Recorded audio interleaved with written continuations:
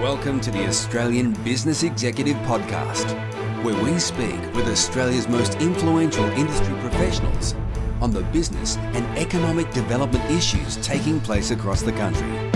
You can stay up to date with all our content, including our magazines, podcasts and videos, by visiting www.theabe.com.au and clicking on subscribe. Today's guest is eftpos CEO and Managing Director Stephen Benton. Launched in the 1980s, Australia's own debit payments company eftpos introduced a fast, simple, and secure payment system, which was rapidly embraced by both shoppers and merchants. It was world-leading at the time, making eftpos one of Australia's first fintechs. eftpos revolutionized the way we pay for goods and services by pressing check or savings at the checkout. And as a result, it changed, and as we are about to learn, is continuing to change the retail landscape forever. Stephen, thanks for speaking with us today. Thank you. Many of us know eftpos as the ubiquitous term for making a payment using your banking cards. Could you give us a better understanding of what your company, eftpos Payments Australia, actually does? Yes, a lot of people know our name, but they're not really sure who we are. We're not the terminal at the store. We're in fact Australia's only debit card payment company. And we process more than 2 billion debit card transactions a year from around 40 million cardholders in a real-time manner whenever you buy a shop. So in essence, we're running critical national infrastructure to help Australians transact every day. Why is eftpos good for Australia? We're good for Australia because we drive competition in payments and also local innovation for Australia. And we think that brings good benefits for both the economy and the society. Also, we're the local alternative, in essence, for international card schemes. And we provide innovative payment solutions for the likes of consumers, retailers, fintechs and banks. But most importantly, we're not driven by profit. Our main purpose is to make payments better for Australians. We are also owned and operated by Australia for the good of Australians. So that's why we think we're good for the country. So what happens when someone uses their card to make a purchase with eftpos? Well, firstly, it's probably worthwhile identifying that all debit cards, or almost all debit cards in Australia, are eftpos cards. So if you looked at your card, our eftpos logo would be on the back or the front of the card.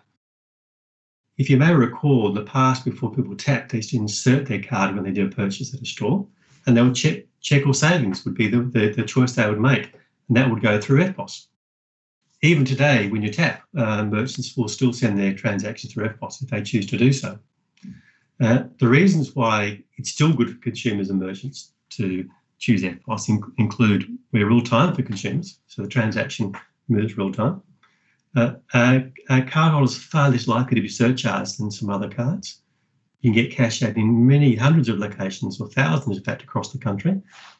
The transactions are processed and stay in Australia, and we have the lowest fraud level network in the country. So we are secure and safe. Importantly as well, we are low cost. That's important for merchants. We're moving those advantages we have at the point of sale in the physical world now to the digital world. And so this means that the payment competition, all these benefits are still that we have today will be translated into this new bigger area of growth in the Australian economy, which is digital payments. Now, part of the reason you wanted to speak with us today revolves around the current coronavirus pandemic. Can you take us through this? Yes, this is important for us. We see ourselves as being good for the country. So we've been thinking about what we do to help and align ourselves to government and the industry to make the Australian economy get back on track and do our part, particularly in the recovery phase. So what we decided to do is cut our wholesale fees from the 1st of July. And this can have a big impact for small businesses and retailers and is linked to something called least cost routing. So when a merchant chooses to send us the transaction, we can give them even higher savings than in the past. The concept of least cost routing or merchant choice routing is where a merchant chooses to send us the transactions rather than another payment scheme.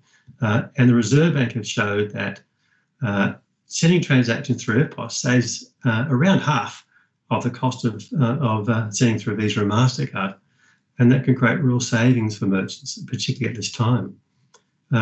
We also have a view that if costs are higher, those costs eventually are passed on to consumers. So there's consumer benefit here too. And the Reserve Bank have encouraged Least Cost Australia for quite a number of years and encouraged banks to provide these services to their merchants so that a merchant can have the lowest cost. With these new savings we're bringing in, we think that the savings will be amplified for small businesses. And it's about us doing our part to help the economy get back on track and make sure that small businesses get the benefit. And we're really encouraging the banks to pass these on to merchants and to make sure the merchants get all the savings they can at this time. Excellent. And you've been in the CEO role for almost 2 years now. What are the most important changes that you've made and the most important projects that you're working on currently? We've had a lot of changes in the last 2 years. The business has grown quite a lot, and we've chosen to really transform our business into a digital player, not just in payments, in the broader, the broader industry. And a good example right now is we're working across a lot of industries to deliver what we call the eftpos digital identity solution. And that's, we believe, a way that will change the way the Australians do things in the future in the digital world.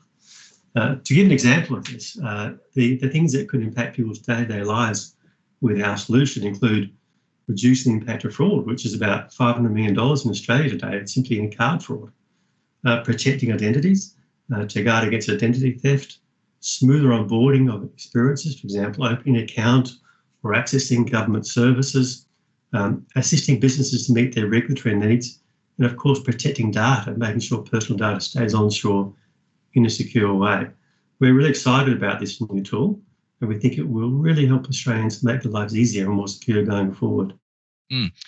With your clear focus on digital in the future, how does this change the way you look at business and at your brand?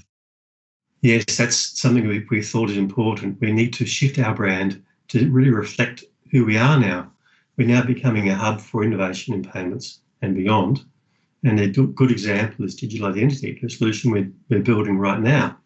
So we felt it made sense to look at our brand and transform that brand to be far more digital as well.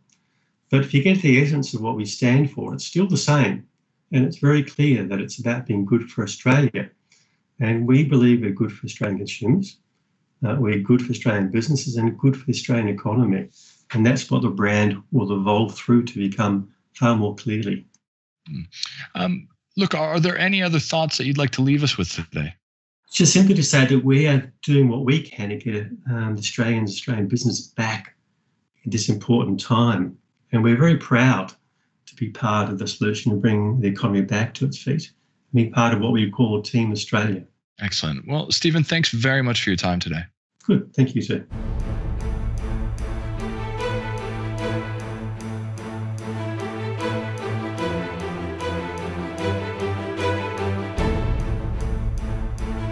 This has been a production of the Australian Business Executive, a division of Romulus Rising Proprietary Limited, all rights reserved.